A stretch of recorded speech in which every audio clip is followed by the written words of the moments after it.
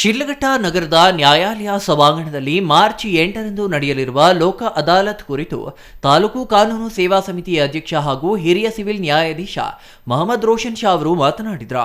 ನ್ಯಾಯಾಲಯಗಳಲ್ಲಿ ಬಾಕಿ ಇದ್ದು ಇತ್ಯರ್ಥಪಡಿಸಲು ಅವಕಾಶವಿರುವ ಹಾಗೂ ವ್ಯಾಜ್ಯ ಪೂರ್ವ ಪ್ರಕರಣಗಳನ್ನು ವಕೀಲರು ಮತ್ತು ಕಕ್ಷಿದಾರರ ಪರಸ್ಪರ ಸಹಕಾರದೊಂದಿಗೆ ಮಾರ್ಚ್ 8ರಂದು ನಡೆಯಲಿರುವ ಲೋಕ ಅದಾಲತ್ನಲ್ಲಿ ರಾಜಿ ಮೂಲಕ ಇತ್ಯರ್ಥಪಡಿಸಲಾಗುವುದು ಎಂದರು. ಕಾನೂನು ಸೇವಾ ಸಮಿತಿ ಮೂಲಕ ನಿರಂತರವಾಗಿ ರಾಜಿ ಪಂಚಾಯಿತಿ ಮೂಲಕ ವ್ಯಾಜ್ಯ ಪೂರ್ವ ಮತ್ತು ನ್ಯಾಯಾಲಯಗಳಲ್ಲಿ ಬಾಕಿ ಇರುವ ಪ್ರಕರಣಗಳನ್ನು ಇತ್ಯರ್ಥಪಡಿಸಲಾಗುತ್ತದೆ. ಇದರ ಹೊರತಾಗಿಯೂ ವಿಶೇಷವಾಗಿ ಲೋಕ ಅದಾಲತ್ ಕಾರ್ಯಕ್ರಮಗಳನ್ನು ಆಯೋಜಿಸಿ ಹಲವಾರು ಪ್ರಕರಣಗಳನ್ನು ಇತ್ಯರ್ಥಪಡಿಸಲಾಗುತ್ತದೆ. ಚೆಕ್ಕು ಅಮಾನ್ಯ ಪ್ರಕರಣಗಳು, ಸಾಲ ವಸೂಲಾತಿ ನ್ಯಾಯಾಧಿಕರಣ ಪ್ರಕರಣಗಳು, ಮೋಟಾರು ಅಪಘಾತ ಪರಿಹಾರ ಪ್ರಕರಣಗಳು ಹಾಗೂ ಸಿವಿಲ್ ಪಿಂಚಣಿ ಪ್ರಕರಣಗಳನ್ನು ರಾಜಿ ಮೂಲಕ ಇಬ್ಬರು ಕಕ್ಷಿದಾರರ ಮನವೊಲಿಸಿ ಇತ್ಯರ್ಥಪಡಿಸಲಾಗುವುದು ಎಂದರು. ಸಿವಿಲ್ ಮತ್ತು ಕ್ರಿಮಿನಲ್ ಪ್ರಕರಣಗಳು ಸೇರಿದಂತೆ ಗುರುತಿಸಿ ರಾಜಿಗೆ ಅಂತ ಹಾಕೊಂಡಿದ್ದೀವಿ.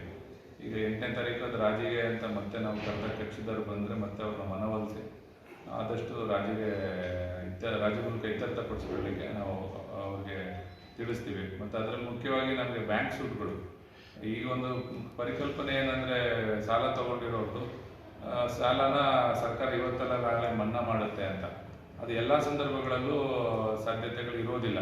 ಕೆಲವು ಸಂದರ್ಭಗಳಲ್ಲಿ ಸರ್ಕಾರ ಮಾಡಿದ್ದುಂಟು, ಆದರೆ ಜನ ಎಲ್ಲ ಸಂದರ್ಭದಲ್ಲೂ ಎಲ್ಲ ರೀತಿ ಸಾಲಗಳಿಗೂ ಮನ್ನಾ ಆಗುತ್ತೆ ಅಂತ ತಿಳ್ಕೊಂಡು ಅವರು ಬ್ಯಾಂಕ್ ಅವ್ರು ಹೋಗಿ ನೋಟಿಸ್ ಕೊಟ್ಟರು, ತಿಳುವಳಿಕೆ ನೀಡಿದ್ರು ಕೂಡ ಮುಂದೆ ಬರುತ್ತೆ ಸಾಲ ಕಟ್ಟಕ್ಕೆ. ಅದ್ರ ಮೇಲೆ ಬಡ್ಡಿ ಮೇಲೆ ಬಡ್ಡಿ ಅದು ಲಕ್ಷಾಂತರ ರೂಪಾಯಿ ಮೇಲೆ ಏರಿರುತ್ತೆ. ಆಮೇಲೆ ಕೋರ್ಟಿಗೆ ಬಂದು ಬ್ಯಾಂಕ್ ಅವ್ರು ಕೇಸ್ ಹಾಕಿರ್ತಾರೆ. ಅವಾಗಲೂ ಕೂಡ ಅವರು ಸಮನ್ಸ್ ಕಳಿಸಿದ್ರೆ ಅವರು ಸಾಲ ತೊಗೊಂಡವ್ರು ಕೋರ್ಟಿಗೆ ಬರೋದಿಲ್ಲ. ಸೊ ನಾನು ಹೇಳೋದೇನೆಂದರೆ, ಈ ಥರ ಸಾಲ ತೊಗೊಂಡಿರೋ ವಿಚಾರ ಇದ್ದಾಗ ಬ್ಯಾಂಕಿಗೆ ಸಂಬಂಧಪಟ್ಟಂತೆ ದಯವಿಟ್ಟು ಮುಂದೆ ಬರಲಿ. ಅವ್ರು ತೊಗೊಂಡಿರೋರು ಬ್ಯಾಂಕ್ ಅವ್ರನ್ನ ಕರೆಸಿ ನಾವು ಮಾತಾಡ್ತೀವಿ. ಎಷ್ಟು ಸಾಧ್ಯನೋ ಅಷ್ಟು ವೇವ್ ಮಾಡಿ ಇಂಟ್ರೆಸ್ಟು ಮತ್ತೊಂದು ಅವ್ರಿಗೆ ಸಾಲನ ತೀರಿಸ್ಕೊಳ್ಳಿಕ್ಕೆ ಅವಕಾಶ ಮಾಡಿಕೊಡ್ತೀವಿ. ಲೋಕ ಅದಾಲತ್ನಲ್ಲಿ ಪ್ರಕರಣಗಳನ್ನು ಸ್ವಯಂ ಪ್ರೇರಿತವಾಗಿ ಇತ್ಯರ್ಥಪಡಿಸಿಕೊಳ್ಳಲು ಮುಂದಾಗುವುದರಿಂದ ಎರಡೂ ಕಡೆಯವರೆಗೂ ಒಪ್ಪಿಗೆಯಾಗುವಂತೆ ಪ್ರಕರಣ ತೀರ್ಮಾನವಾಗುವುದರಿಂದ ಇಬ್ಬರ ನಡುವಿನ ಬಾಂಧವ್ಯ ಉಳಿದು ವಿವಾದ ಸುಖಾಂತ್ಯಗೊಳ್ಳುತ್ತದೆ. ನ್ಯಾಯಾಲಯಗಳಲ್ಲಿ ದಾಖಲಾಗದೇ ಇರುವ ಪ್ರಕರಣಗಳನ್ನು ರಾಜಿ ಸಂಧಾನದ ಮೂಲಕ ಬಗೆಹರಿಸಿಕೊಳ್ಳಲು ಅವಕಾಶವಿರುತ್ತದೆ. ಪ್ರಕರಣಗಳು ರಾಜಿ ಸಂಧಾನದ ಮೂಲಕ ಇತ್ಯರ್ಥಗೊಂಡಲ್ಲಿ ನ್ಯಾಯಾಲಯಕ್ಕೆ ಪಾವತಿಸಲಾದ ನ್ಯಾಯಾಲಯ ಶುಲ್ಕವನ್ನು ಸಂಪೂರ್ಣವಾಗಿ ಮರುಪಾವತಿ ಮಾಡಲಾಗುವುದು ಎಂದರು.